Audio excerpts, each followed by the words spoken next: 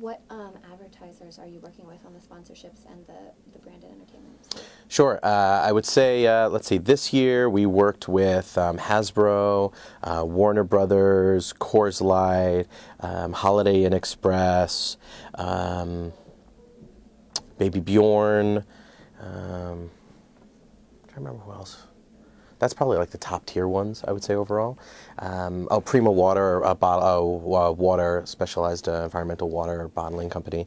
Then on the branded side, we've done everything from TJ Maxx to Panasonic to a wonderful mini-series we did earlier this year with Kathy Hilton, Paris, and Nikki called Day with the Hiltons, and it was for the launch of Kathy Hilton's new fragrance called My Secret.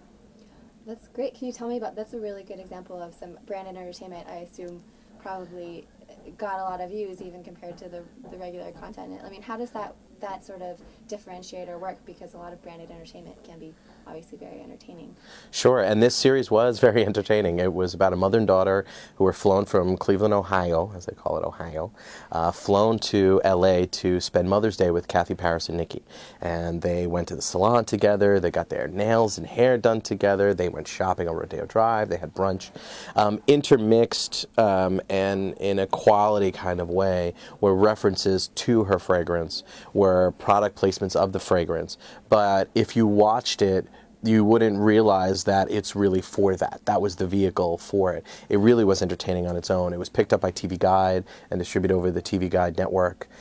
It was in People. It was on, I think, Entertainment Tonight and E! News. And I mean, it really got a great, incredible amount of coverage for the event itself. And the paparazzi swarmed all over it when we were shooting it on Rodeo Drive.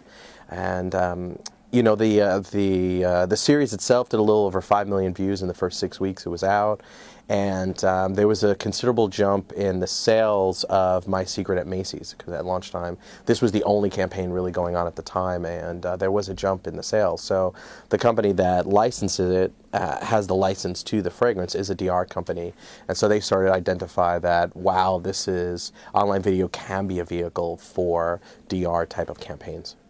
Do you think in the future that the lines are going to blur at all with product placement being, you know, not just in branded entertainment but in regular shows as well? And do you think, I mean, could that be the future of revenue models for, you know, for web video?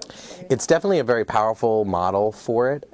It's hard to buy, and it's hard to quantify the value of a product placement. So I think they will be big dollars when they do happen, and they will represent a real great growth in the dollars in this industry. They're hard to really standardize the buying process. So if you have a title card at the beginning of your video, you can order a certain number of impressions of that title card just as you would of banner ads. You can do the same thing for video, and so it's easy to map, but how do you do that?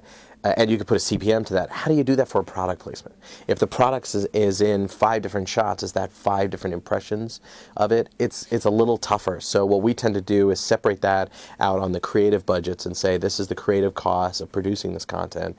But we always make sure we marry the product placements, the thematic type of content with easier to manage and buy title cards, overlays, pre-rolls, post-rolls, so those kinds of things.